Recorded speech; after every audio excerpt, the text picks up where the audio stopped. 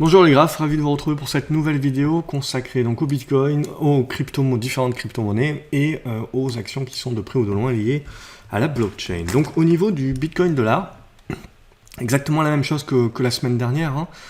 Ce qui nous intéresse c'est la sortie. Alors pour moi voilà, là c'est totalement neutre, il ne sert à rien d'anticiper, hein. Ça peut partir dans un sens comme dans un autre, bien entendu, on aurait tendance à privilégier la sortie plutôt haussière, mais ça, il faudra attendre, on le voit, de dépasser les 9400, 9500 dollars pour en avoir le cœur net. Sinon, hein, clairement, le marché aime bien prendre à revers, évidemment, tous ceux qui anticipent là plutôt la sortie par le haut, avec potentiellement une sortie par le bas qui nous ramènerait à 8500 dollars, qui aurait l'occasion de dégoûter pas mal de gens, mais qui pour autant ne remettrait pas en cause la construction dans son ensemble, tant qu'on tient cette zone des 8003 à 8500 dollars, donc à identifier. Mais vraiment, si on veut faire du moins de risque, si on veut attendre, c'est un dépassement donc de ces 9400, 9500 dollars que l'on va attendre, et puis surtout, a fortiori, hein, le dépassement des 9008, 10 000 dollars qui sera réellement le point d'orgue. Au niveau du Bitcoin, euro, c'est les mêmes choses, c'est juste les niveaux qui changent. Et voilà, là aussi, on est sur support, on est en attente d'un dépassement des 8300 euros, 8400 euros, qui seront vraiment le déclencheur, et puis surtout le dépassement des 8400, 8500 euros, qui là vraiment validera donc le retournement aussi. A contrario, bien entendu, on peut toujours céder par le bas et donc revenir chercher les 7007 à 7500 euros. Au niveau derrière, on va faire les actions. On va attaquer directement par les actions, de près ou de loin, donc plutôt blockchain, avant d'attaquer les altcoins. Donc au niveau du Bitcoin Group, CO, ça c'est coté en Allemagne, c'est toujours la même chose, hein, ça m'inspire pas grand chose, tant qu'on ne mettra pas un gros chandelier ici et qu'à la limite on congestionnera dans cette zone. Mais vraiment, le retournement se passe au-dessus des 27 euros. Après, au niveau du Grayscale Bitcoin, donc ça c'est pas un tracker, mais on va dire quasiment, donc un fonds qui va répliquer quand même plutôt pas mal le Bitcoin. Là aussi, on voit qu'on tient bien une zone de soutien à ce stade-là, mais que c'est bien le dépassement des 10,60 $ qui nous donnera le retournement à la hausse. Donc là aussi, on est bel et bien dans une neutralisation et on est en attente de la suite.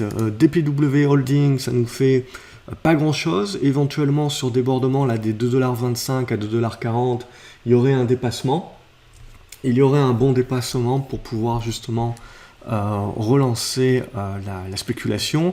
Sinon, les deux que je suis plutôt, c'est Marathon. Donc Marathon qui arrive là sur une zone de soutien. Donc ce sera assez intéressant de voir si on peut s'en servir comme tremplin. Mais on voit là aussi, c'est la zone des 1$, 1,05 $ qu'il faut dépasser pour redéclencher la spéculation. Riot, c'est la même chose. On est dans cette congestion également.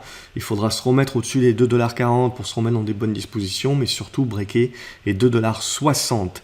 Et enfin, Overstock qui continue son bonhomme de chemin, rien à dire, hein. Hop, on a marqué un support sur les 38 $, ça continue la spéculation, et donc pas de construction, on continue d'être dans le mouvement exponentiel à la hausse. Voilà, pas grand chose de plus à se dire sur ça. Et après, c'est Blockchain Group qui est coté donc sur Euronext. Là également, on est en train de se chercher, hein. Donc on avait fait une bonne tenue de soutien là sur les 64-65 centimes d'euros, une bonne poussée aujourd'hui également, mais qui rebute sur cette zone des 85 centimes d'euros. Donc il faudra attendre éventuellement de construire. Au niveau des différents altcoins, on va avoir donc le BAT, toujours positif, pas grand chose à se dire, au-dessus des 24-25 centimes de dollars.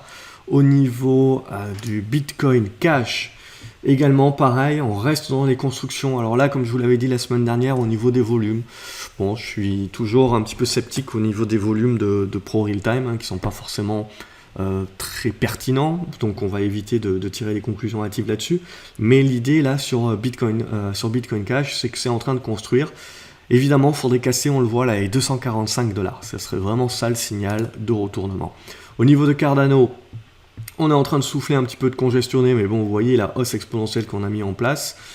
Donc là aussi, pas grand chose de méchant. La tendance de fond reste haussière, mais voilà, éventuellement, on va prendre quelques profits à ce stade-là. Au niveau de Cosmos, c'est la même chose. On a une belle poussée, des bonnes zones de soutien sur les 3,20 $ à 3,60 $, au-dessus desquelles on va rester positif.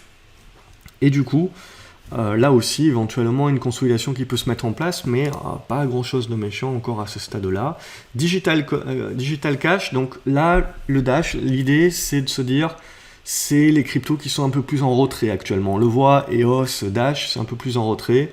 On est sous une oblique, donc là, on est vraiment en attente d'avoir le break, et puis de valider, de confirmer au-dessus des 78-80 $. Ce sera vraiment les déclencheurs. Donc ça, voilà, on est en observation également sur EOS, qui est un peu plus en avance. EOS, on voit qu'il a breaké, qui a fait son pullback et qui ici tente de relancer. Donc ça aussi, c'est intéressant à suivre, mais on le voit, il faudra réussir à breaker cette zone des 2,80 $, 2,90 $ pour réellement accentuer le mouvement. Au niveau d'Ethereum, on est toujours dans la congestion en triangle ascendant. Là aussi, c'est un dépassement des 250 $ qui lâche les chevaux et qu'on observera au niveau de Ethereum classique. Congestion également, qui a validé le support des 5,90 $, donc on va rester positif au-dessus de ce niveau.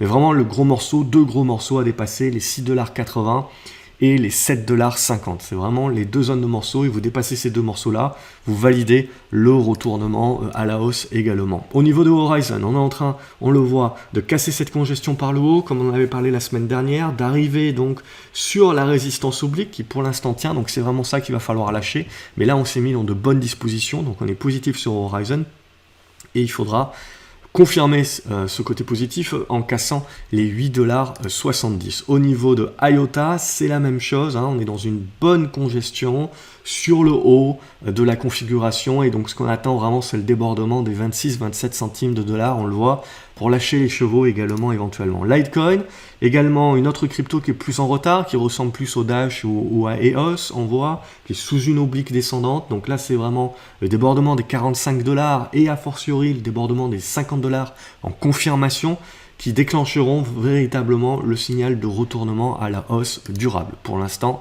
il n'en est pas encore question. Monero qui reste très positif, on s'est affranchi de cette zone des 65 $ qui dorénavant servent de soutien, au-dessus desquels on va rester positif.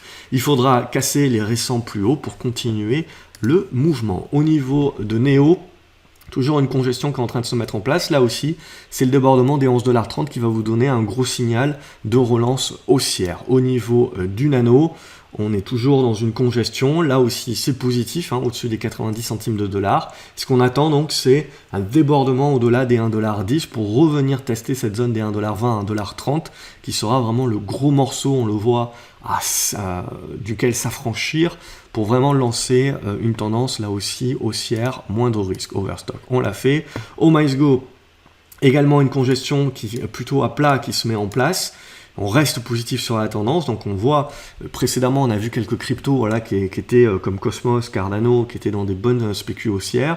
Voilà, on voit qu'ils peuvent construire dans des consolidations. Ici, cette consolidation d'OMySgo était en biseau descendant, puis on s'est mis dans une phase de neutralisation ici, dans un triangle ascendant, et ce qu'on attend pour relancer la dynamique haussière, c'est donc un dépassement des 1,70 $, 1,80 $. Au niveau de Qtum, c'est la même chose, donc ça c'était bien parti, on avait une bonne congestion, on en avait parlé, on avait fait la cassure de l'oblique, puis la cassure de l'horizontale, et donc là, on a fait une poussée jusqu'aux 2,50 $, une petite reprise de souffle, mais rien de bien majeur tant qu'on tient les 2 $, on reste positif sur cette zone. Et Ripple, en retard également, mais on le voit dans une congestion assez intéressante. Donc là, on a cassé la première oblique, on avait parlé la semaine dernière, on a fait la consolidation et on est en train de congestionner maintenant dans cette zone. Donc là, l'idée, c'est de se dire, évidemment, si on repasse sous les 18 centimes d'euros, scénario caduc, mais l'idée, c'est plutôt de privilégier la poursuite du mouvement, et la poursuite du mouvement se validera sur un dépassement des 21 centimes de dollars, et en l'occurrence ici des 22 centimes de dollars. Ça sera vraiment le gros signal moyen terme pour un retournement de moyen terme du Ripple XRP. Au niveau de Stellar, donc on avait eu la poussée la semaine dernière, on en avait parlé. On a continué cette semaine, on est en train de consolider, rien de bien méchant, mais en gros, dorénavant, éventuellement un pullback qui peut s'effectuer sur la zone des 8 centimes 70, 8 centimes 80, au-dessus de laquelle on va rester positif sur le retournement moyen terme qui est en train de se mettre en place sur Stellar. Au niveau de Tezos, c'est toujours très positif, on s'est reaffranchi les 2,70 $ qui servent maintenant de soutien, au-dessus desquels on reste positif. Au niveau de Tronix, c'est la même chose, on est dans une belle congestion, dans un beau retournement, mais il manque l'étincelle.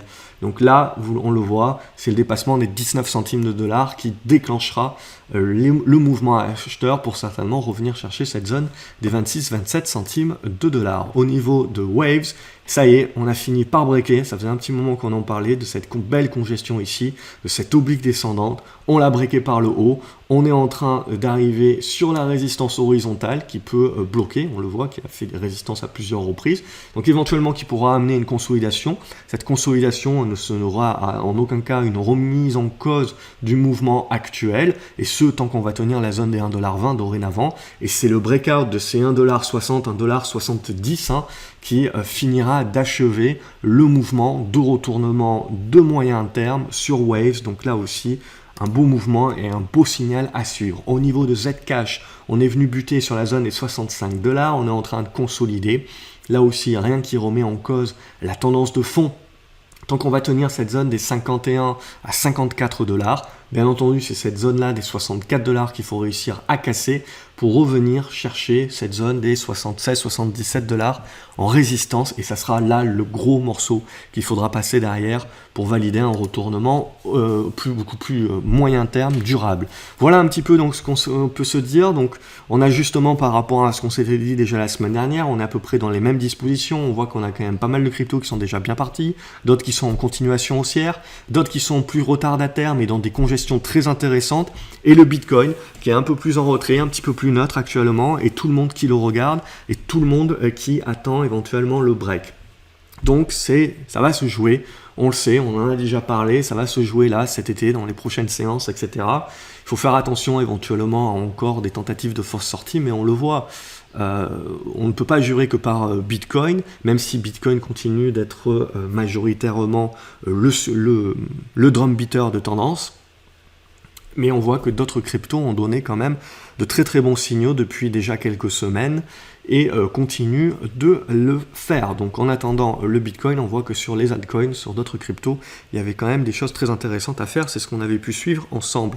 Comme d'habitude, voilà, j'espère que ces vidéos vous plaisent. En tout cas, ça me motive de voir qu'il y a des likes, qu'il y a de plus en plus de personnes qui suivent. Donc n'hésitez pas à liker les vidéos, à les partager également au plus grand nombre, comme ça que ça puisse aider et donner une vision également à d'autres investisseurs comme vous sur les cryptos et le Bitcoin.